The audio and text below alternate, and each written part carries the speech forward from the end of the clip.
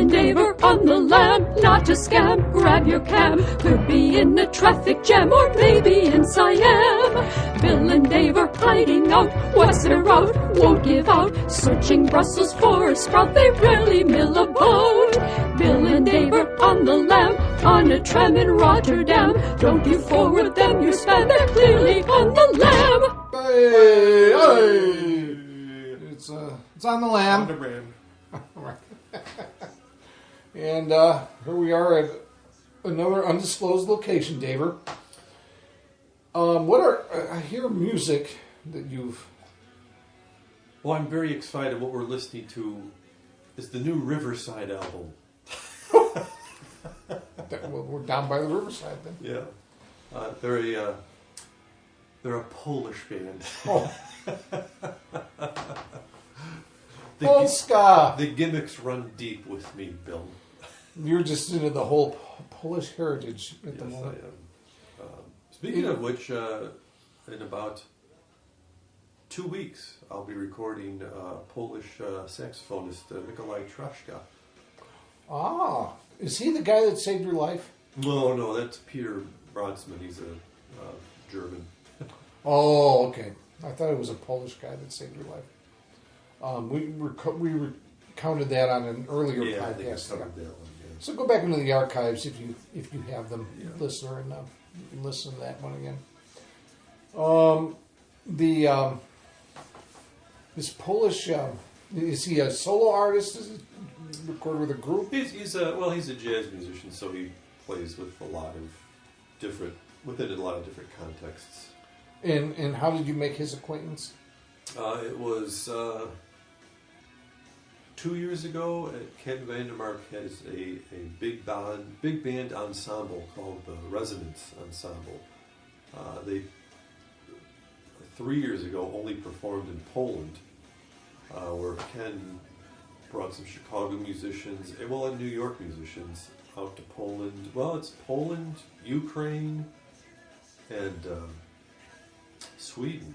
So it's not just Poland. So it's really Euro mix, right? And he had the opportunity to bring it to Chicago. So when he did, I of course got on board with documenting as much of it as I could. And when you approach a group or an artist for the first time, how do you just kind of sculpt it, or do you have a common way you approach them? I don't approach them much anymore. You're approached by them, right? Well, that's the best scenario. Yeah. But then that's in the beginning. I know you would put out feelers, but you found it receptive. Yeah. A lot of people say, "Yeah, I want to be recorded." Yeah. It was. It wasn't. I won't get into the reasons why I do this, but I accidentally kind of have the market cornered in Chicago for this, and I happen to be. And I'm not being vain. I happen to be good at what I do. Yeah. To summarize that, or to validate that, let's just say I know where to put a microphone. That's a talent. It's a very So specialized talent. Yeah, the initial feelers that were sent out, 4 or 5 years ago, it's turned around to where people think of me first for something like that. So, well, do you find that they contact you through your davernoise.com website ever? Or a few, but most of them now is just word of mouth with the guys that I work with, and because of like certain festivals that I've done, I was getting in contact with them. So and because of the internet really has changed everything, and it's so much easier to contact someone via email as opposed to get their phone number and call them cold. Hi, my name is Dave, and I record bands. Yeah. Want me to record yours? I'm pretty good. Quite a solid approach.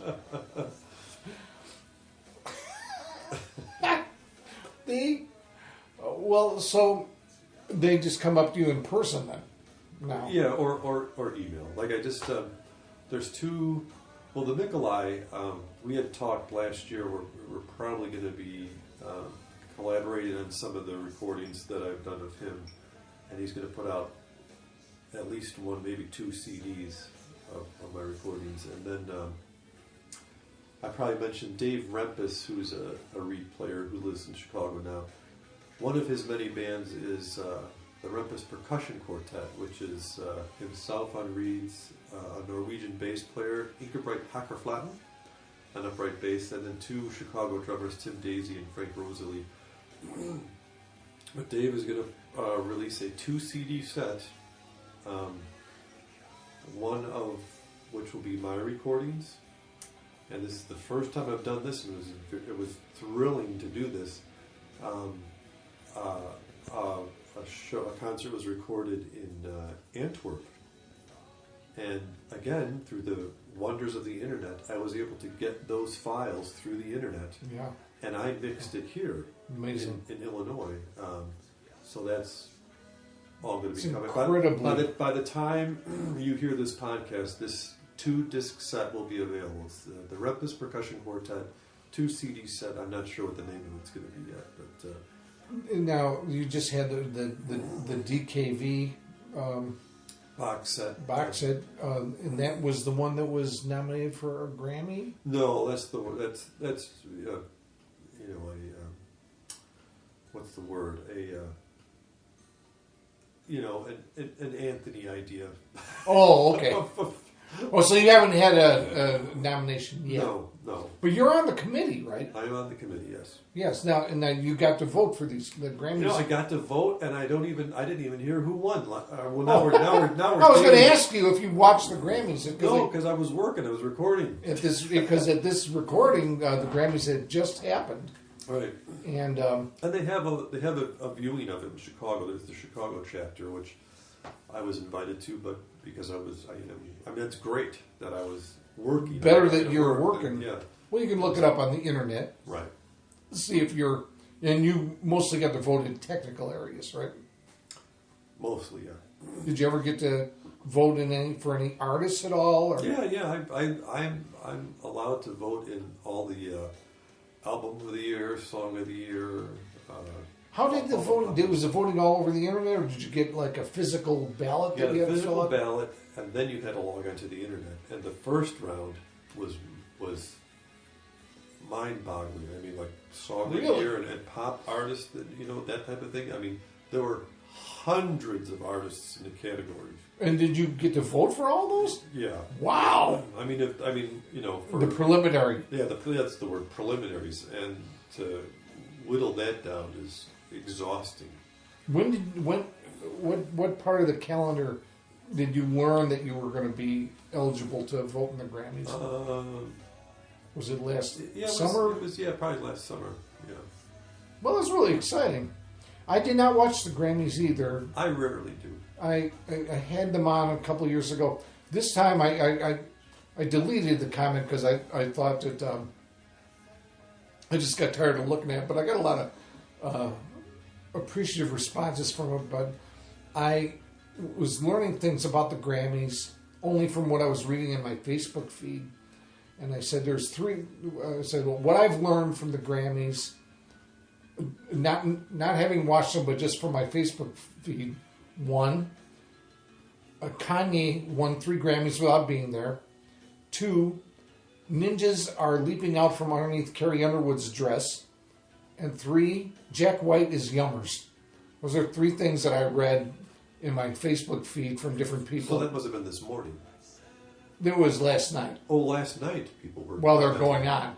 People were like live tweeting and live commenting on the Grammys as they were going on. They're making all these comments. And that was just stuff I was reading that people were writing about them without ever turning on my television set. So it's interesting how information, is now received and transmitted. Yeah, there's live commenting.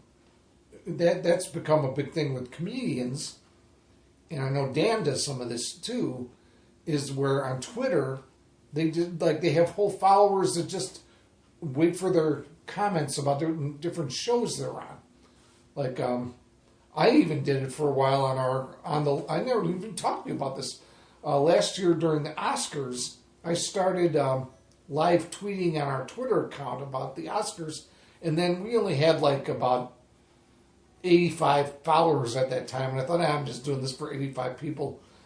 This is exhausting. But I was making smarmy, funny little, snarky little remarks about things that on the Oscars.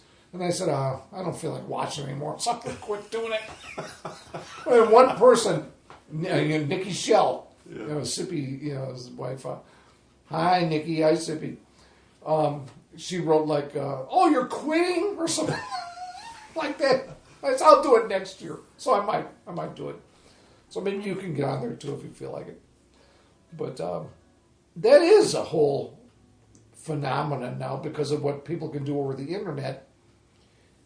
It isn't enough just to watch a television show now. Like the Conan O'Brien, he's got this app for iPads and iPhones where it's an extra show going on while his show is airing. Like they tape their show, they put it on the air, and while it's going out over TBS, he gets on live on the app and makes all kinds of funny little comments, and they'll insert extra little videos and enhancements. Is anybody else doing that with a network series? I don't know. Whoever is in charge of the I haven't heard of anyone doing it. I think it's just brilliant. Oh, he's cutting edge. Like with the Pardo Patrol thing, I thought, was anybody else doing that at the time? Or like, here's an interview happening, and then when the interviewee comes off stage, Jimmy's there interviewing him in the back. Yeah, or during the commercial. Doing his own little bit, yeah. It's and those Pardo Patrols are really, really funny. David's friend, Jimmy Pardo, and I know Jimmy as well now, I've been introduced. But he's the warm-up comedian on Conan O'Brien's show, and he does this little extra show on what they call Team Coco for Conan O'Brien, and it's called the Pardo Patrol. And they're really, as David was describing, hilarious little extra bits. And one of my favorite ones was the one he did with Tom Hanks, I think. Is that what I'm thinking of? Yeah. I'm trying to think what was so funny. Well, just go look it up yourself, listener. Yeah. It's not for us to try to recreate it, but they're high quality. Yeah, I think other shows do similar things now, but it seems like Conan O'Brien is really doing some innovative stuff. Yeah, and then there was also, I don't think it was an app, but just a thing that you can, he had like excuses of him. Like if you couldn't, make the birthday party or something, you were able to send him saying, "Hi, your friend asked me to." I don't remember that. We couldn't make the party, and he would, have some silly excuse.